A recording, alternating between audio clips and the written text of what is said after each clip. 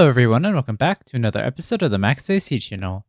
For this month's theme, we continue with our Fourth Frugal February, where we'll be making 4 more delicious recipes that will hopefully help save you a few bucks by using ingredients you probably already have lying around your house, and by also saving you some time on cooking, so you can spend both your money and time frugally. For this week's episode, we will be making some pulled pork. For this recipe, you will need 4 to 6 pounds of pork shoulder or butt, 2 tablespoons of oil, 1 to 2 onions, 3 to 4 cloves of garlic, and for your dry rub, you will need 2 to 4 tablespoons of brown sugar, 1 tablespoon or so each of paprika, onion powder, garlic powder, and ground mustard, and 2 teaspoons each of salt and pepper. You will also need a half cup of apple cider vinegar, a half cup of chicken or beef stock, 1 tablespoon or so of Worcestershire sauce, and if you wish, you can serve this with some barbecue sauce, Texas toast, and or some pickles. These ingredients are enough for about 6 to 8 servings, so just as needed. First, we'll prepare the ingredients. So for the onions, slice these into thin pieces, and then for the garlic, mince these up into small pieces. Then, for the pork, trim off any excess fat, and then cut this into 4 or so pieces to help speed up the cooking time. Set this aside, and then in a bowl, combine the brown sugar, paprika, onion powder, garlic powder, ground mustard, salt, and pepper. Then rub the mixture on the pork to coat it all over. Then, if you're using the oven to bake it, preheat it to 300 degrees Fahrenheit. Then while we wait, we'll sear the meat. So in a Dutch oven pot or pan, heat a few tablespoons of oil over medium-high heat. Then add in the meat and sear this for a few seconds on all sides of each meat piece to caramelize the sugar. Then to your pot, add in the onion and garlic on top of your meat, and then pour in your apple cider vinegar, stock, and Worcestershire sauce. Then cover the pot with the lid and cook this for 3 hours. Then remove the lid and cook this for another hour or 2 until the liquid has reduced and the pork has become tender and easily pulls apart with the fork.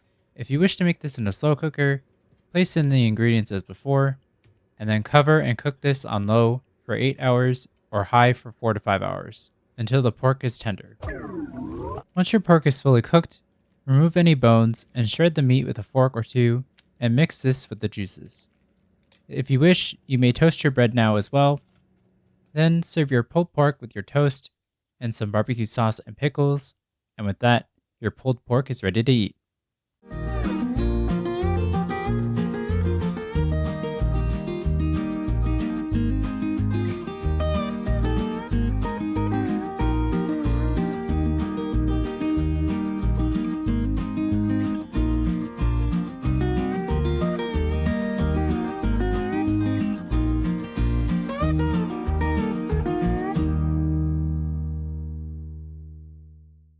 For this last frugal recipe this month, I wanted to make something that would feed a whole bunch of people for really cheap, and one of my favorite meals for this is pulled pork. Pork is of course a very cheap type of meat, but by cooking it low and slow, it helps break down the tough protein into a very tender meal. Of course, if you don't like pork, you are welcome to substitute this out for another protein, such as beef or chicken. Because of how we are cooking this meal, any cheap cut of meat will work well. Plus, this cooking method, while it does take more time, is very hands-off and doesn't take too much time to prepare. For the other ingredients, this mix of spices is a good base and should work for any meat you use, but you are more than welcome to adjust the spices to what you have on hand. These are just ones that I found in my pantry that I thought would work well. The spices add a nice heat, and the sugar adds a rich caramel note, with the apple cider vinegar adding some brightness, which helps to cut through and balance the other rich flavors. For any leftovers, let the meat cool and then store the pulled pork with the juices in an airtight container in the refrigerator for up to a week. And you can also freeze pulled pork, and it should be good to reheat for up to 6 months.